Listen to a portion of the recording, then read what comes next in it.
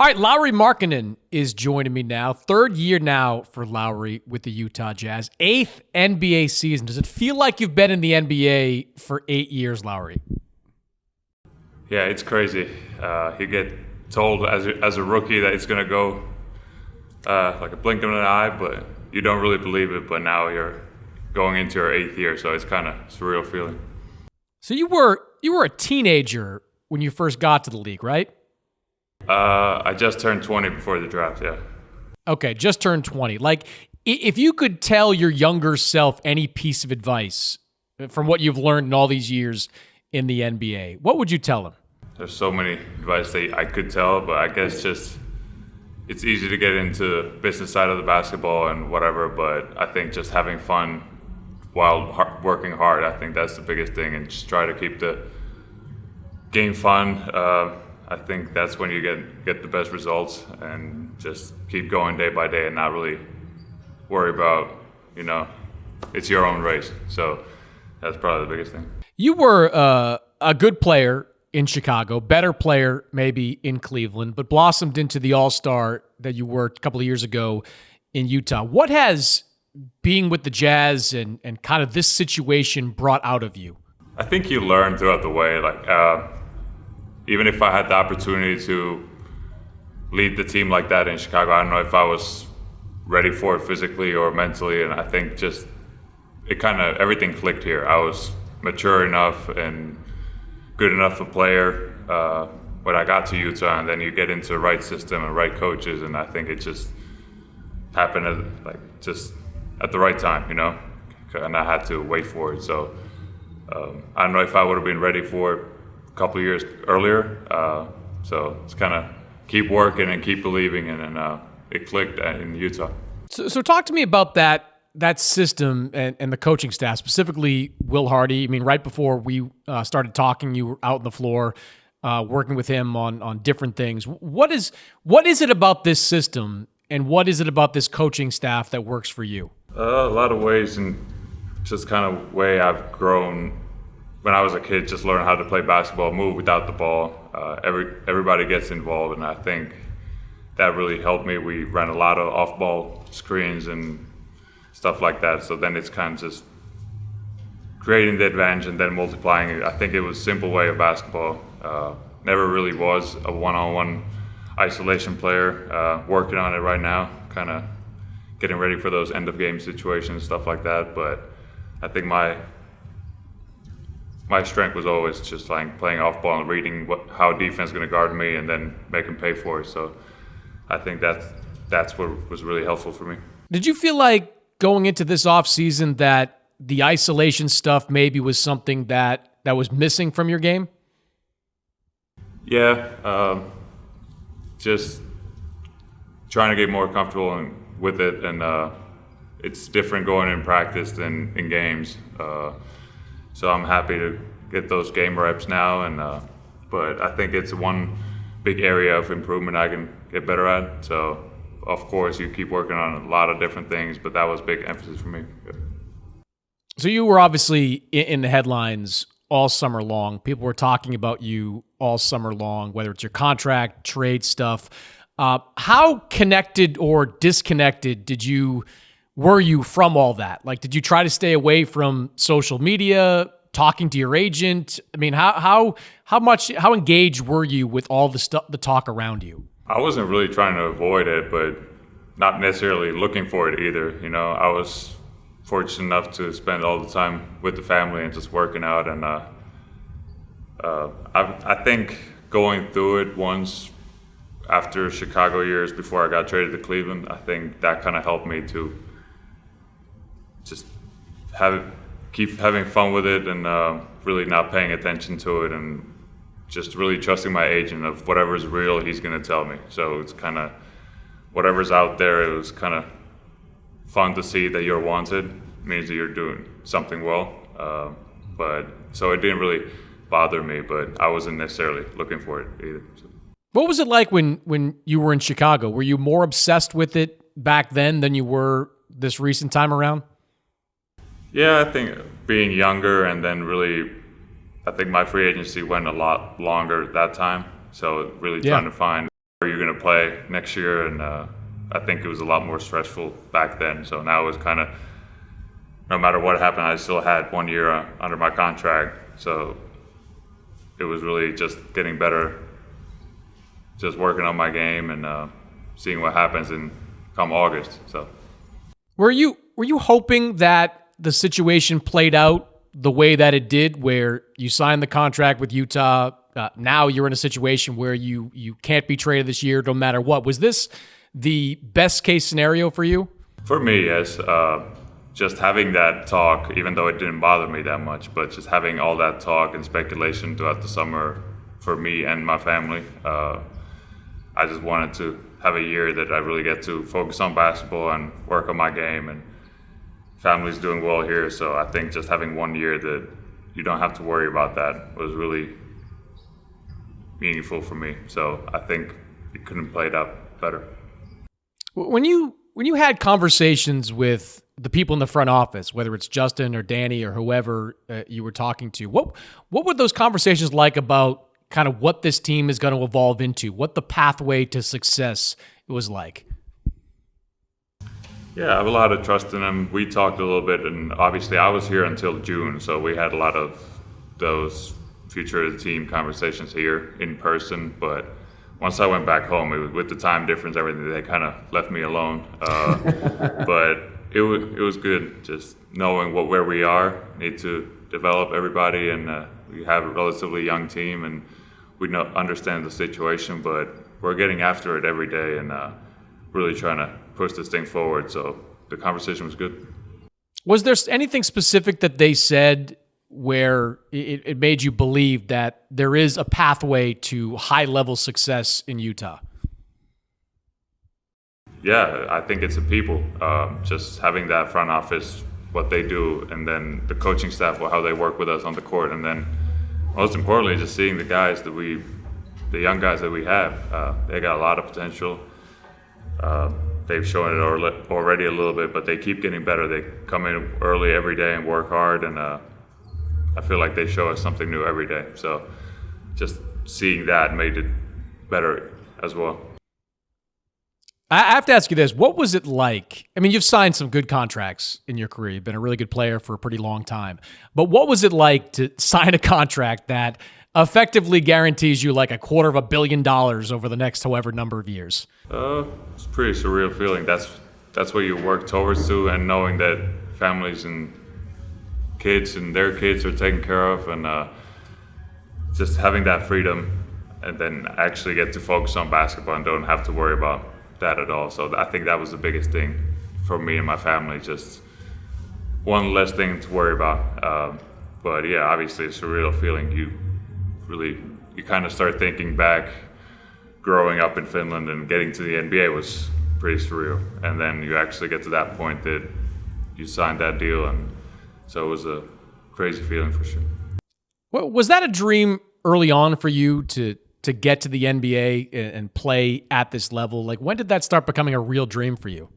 As a young kid, I was trying to be a NHL player, so it changed up a little bit later. But I started basketball at 5, but I don't know, I was just having fun with it and working hard. And I think at 15 years old, maybe I got invited to first the NBA camp in Europe, and that's when you kind of start realizing that we might have some opportunities coming up, and I think that's when it really hit me that, I mean, obviously it was still a really long way to go from there, but that was kind of my first step. Okay, I might have a chance. So you want to be a pro hockey player. How does the pro hockey dream die? Do you just get kind of too tall for it? Do you realize you don't have the skills for it? How does it kind of fade away? I don't really know. I think it was just I wasn't as good at it than I was in basketball, and then I wasn't having as much fun with it anymore. But I think it was a really good way to get my mind off of basketball and that kind of stuff. So I think I made the right decision. I grew up being 7 feet tall, so I don't know if it wouldn't work out.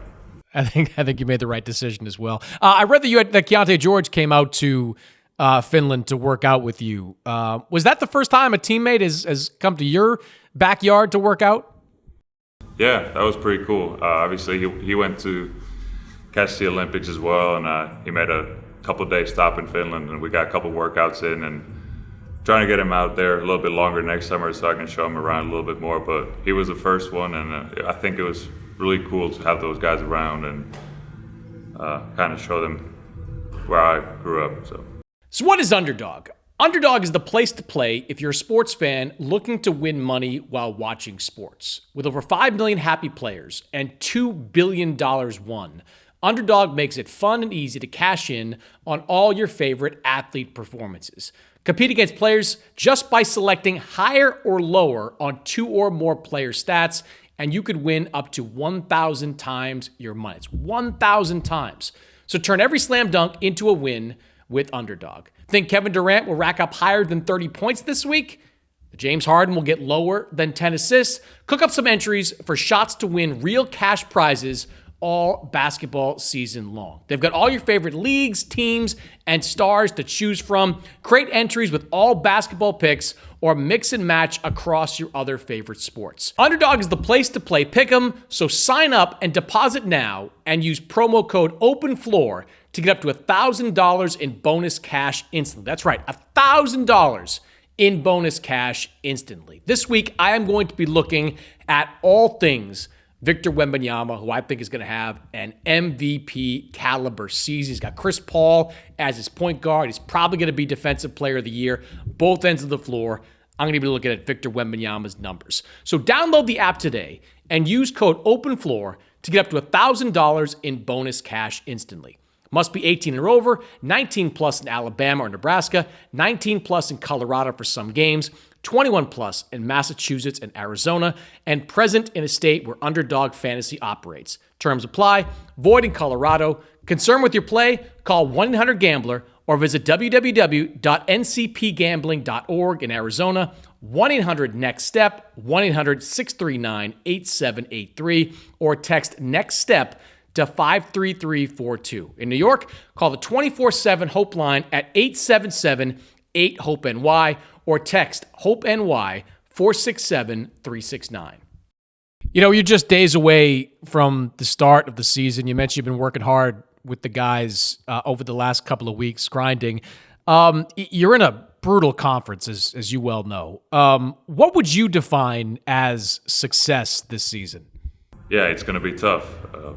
The competition is really tough in the Western Conference especially, but I think just finding new stuff about our teammates, building the chemistry, and really taking those steps. Big emphasis for us has been stacking days and keep getting better and raising the floor, and I think that's what we're building. Of course, in the NBA, sometimes you have tougher days, but still finding the ability to perform at a high level and just keep getting better with the chemistry and everybody's. So I think, I don't know, we don't have a really set goal on how many wins or whatever we need to get to be successful, but I think for us the big thing is just keep getting better each and every day and not taking any days off doing that. So, do you think competing for a play-in spot like realistic for this team this year?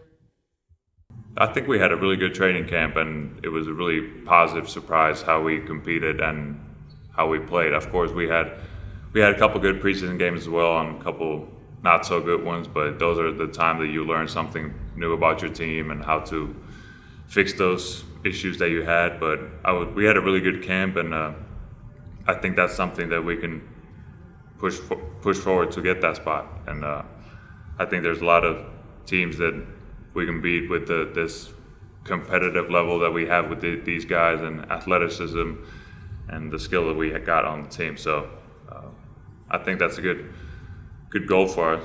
So, have you figured out some things with the front court rotation this year? I mean, you brought John Collins in last year. That was certainly an adjustment, having another big in that front court. Do you feel more comfortable with kind of how the rotation is set up this year?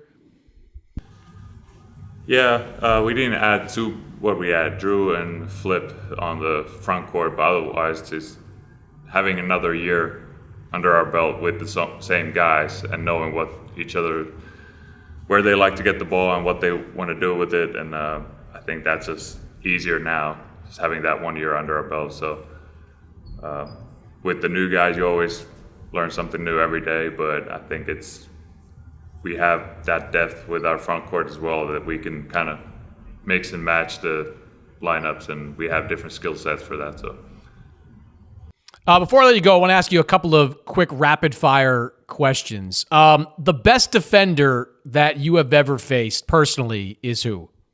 There's a lot of them in the NBA, obviously. Just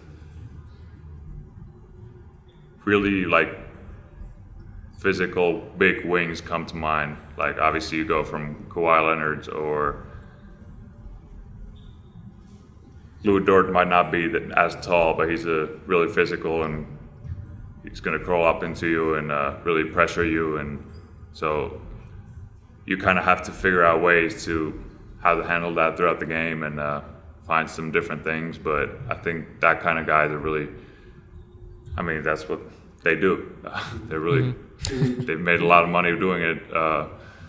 So I would say like that kind of guys. Kawhi probably the number one example, you know. Who's the current player that does something offensively that you hope someday you can do offensively? Who's a player that I'll try to pick up something from? Yeah. Yeah, you compare, I mean, you look at different, like your position, who's great at,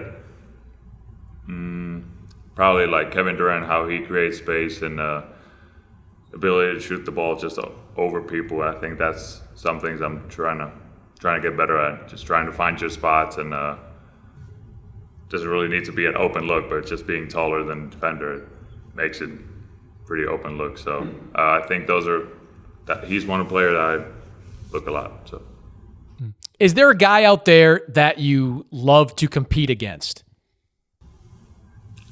I feel like all the best guys in the NBA, you always get up for those games and really trying to beat them on the floor. And so there's not one specific guy. I think whenever you have a top guy coming at you, I think it's a great feeling you get to compete against them and trying to get the best of them. You have to travel a lot as an NBA player. Is there a favorite television show that you watch on the road? I'm the type of guy who rewatches the same shows. Hey, me too. Me too. I'm right there with you, man. There's comedy with Big Bang Theory, and I'll probably watch it like 10 times now. And so stuff like that. How I Met Your Mother, all that kind of stuff. Oh, I never had you pegged for a sitcom kind of guy. Yeah, I think there's a lot of time used on the road for that, and a big video game guy too, so I don't watch too much TV and movies. So, the favorite city that you like to visit on the road? I would say New York.